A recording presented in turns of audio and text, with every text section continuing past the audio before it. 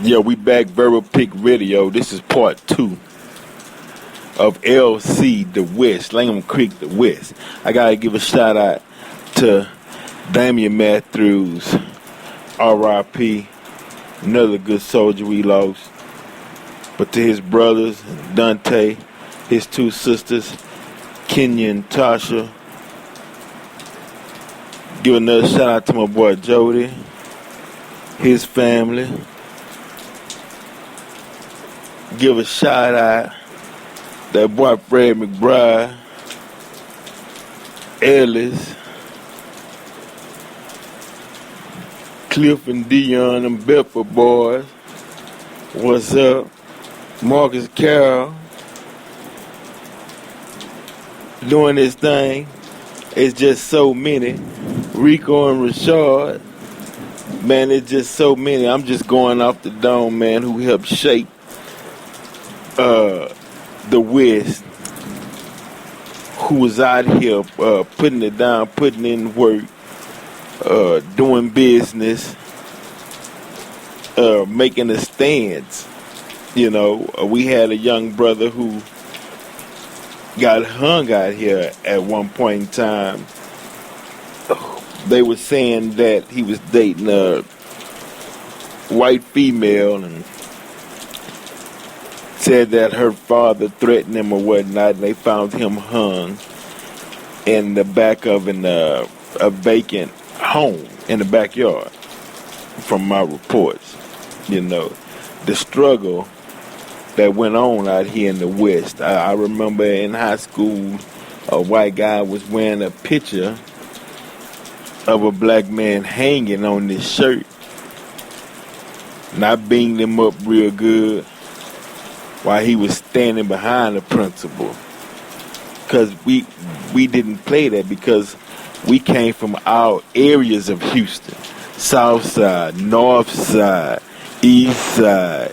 You know, we came from every part of this city into the West, and we forged a way. And so now today you can come to the West and open up your business and do business, and you can communicate with others and have a good time, and it's a peaceful environment, because we fought that fight out here. I mean, we actually had to throw down out here to make a stance to say that who we are and what we were going to allow and what we weren't going to allow, because we saw ourselves as individuals.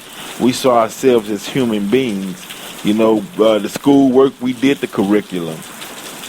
Track, we did that. Football, baseball, just everyday living, you know, maintaining a home. I mean, we was out here forging a way, and we made a way in new territory.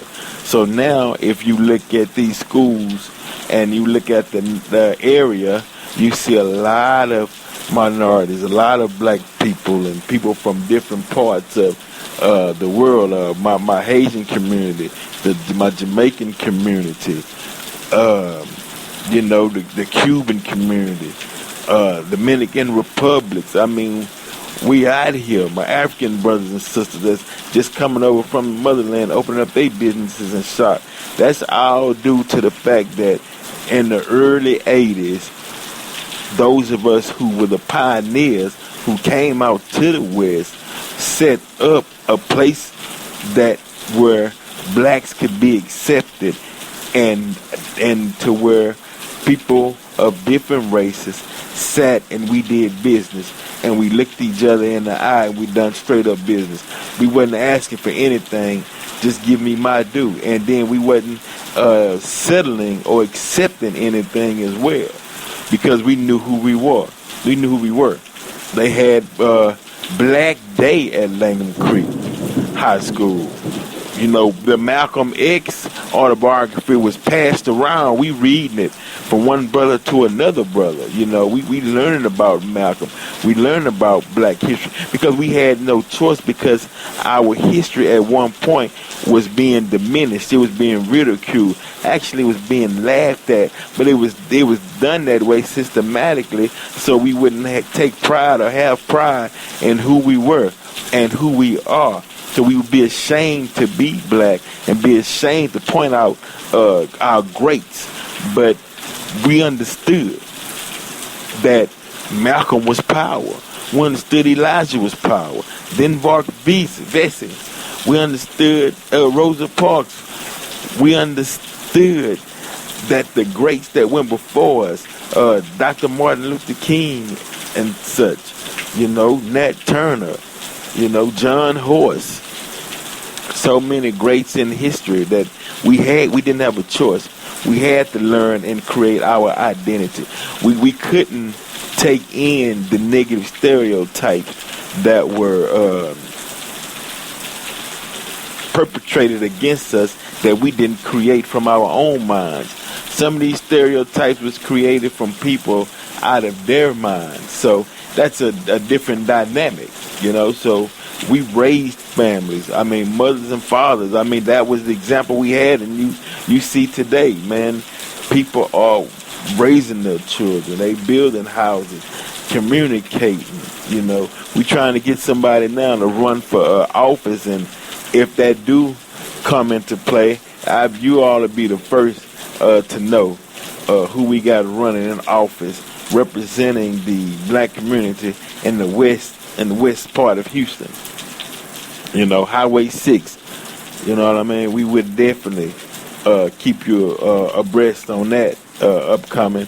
We got something in the works, but as soon as it's solid, we'll let you all know. But definitely the West Side, Black Mecca.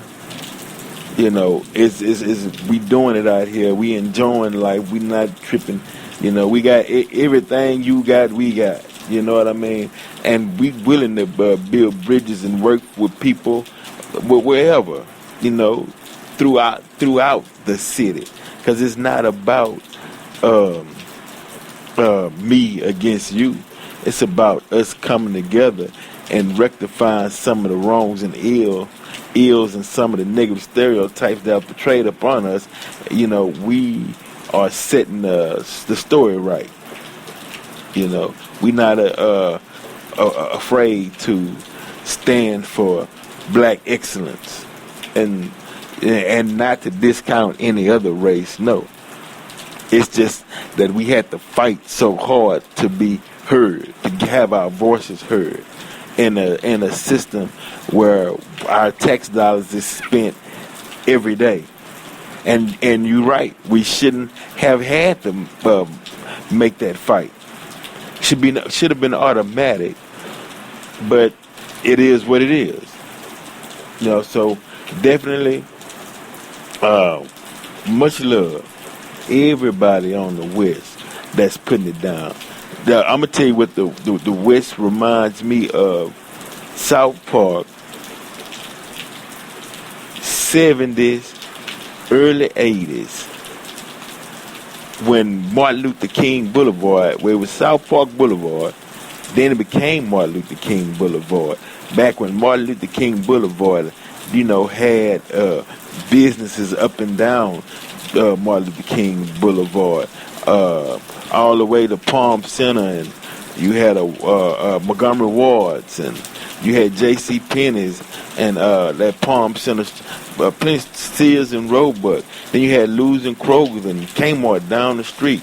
We were thriving with businesses in the 70s and early 80s in South Park, because I grew up. I was born and raised on the South Side. Went to Hartman Junior High before I went to Langman Creek High. And I'm telling you, South Park was thriving. We had businesses all up and down MLK, and it's good to see brothers on the South Side now.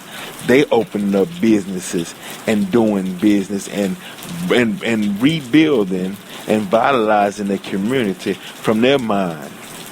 So definitely everything is coming back, man. We understanding the need to do business with each other, no matter what part of town you're on. We not, the days of us beefing over neighborhoods that we don't own, is over with.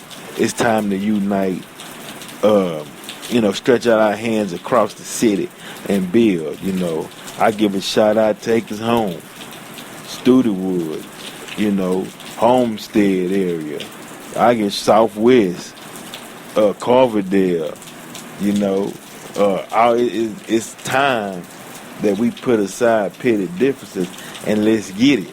It's out there. You know what I mean? No rappers should be beefing with each other. I mean, and if you look at it, the truth, the Ghetto Boys was out before NWA. Ghetto Boys got a long history, and their music circulated throughout this nation. So H-Town always been in the thick of things, since day one. So, but we got to do it our way, though. You know what I mean? We not the East Coast. We got our own flavor. We do it how we do it. You know what I mean? So definitely, we got to give a shout out to this whole the city of the H-Town that's uniting, especially those who are settling differences and understand the bigger picture. Because we have to look at the bigger picture now. Back in the day, yeah, it was fun. I remember being up at Fame City, man, it just jump out, young. I understand how that was fun and the adrenaline rush and the activity that come from it. Hell, I was right there, you know what I mean? But it's a new day now, you know what I mean? We already did that part. The main thing is building economics, building your inner self, building and understanding the power of your mind and create something in this universe in real time. That's where we at now. But this particular show was dedicated to the West. You know what I mean? I just want to let everybody know that the West is live and kicking, man. We got music coming out on this end. We got them boys from the 6. Y'all all know about Muhammad 2G putting it down. Carpenter Conspiracy, Red Rum, boy Marcus Moore, KCOG, JP, Minister Information. You know what I mean? Sean P. The whole 9, man. Kwame. What's up, Kwame? You know what I mean? Definitely putting it down, bruh. It's just countless, out here doing their thing. So, yeah, anytime you see Highway 6 of the West, man, show love. Everybody out there that's listening. Hey, we ain't trying to be nobody else. We happy being who we are, and doing what we doing, man. I definitely got to give a shout out to the whole South League, Malmedy, you know what I mean, Baton, Christmas, the whole Boulevard, D.D. and Botany, what's up, D. Reed? Man, just everybody, man. Pooping, what's up, y'all? Man, definitely, man, we doing it, man. And definitely, man, a good person, man, who no longer with us, but Big Mix, man, was definitely good people. Believe me, man. Mix reached out to me at one time and was like, say, Black Me, let's put something together. You know what I mean? At the time, the timing wasn't right, but the sentiment was right, and something needed to be put together. But the universe has to formulate the right time to where it moves people in the right position so it can be done. And it in the universe sometimes move obstacles out of your way so the mission can be done. So we gonna reach across city lines, man, and build with anybody that's interested in building and making something happen. That's what it's about. And this part 2, LC, the West, Lincoln Creek, the West, Highway 6, everybody that's around here, man, y'all keep pushing. We out.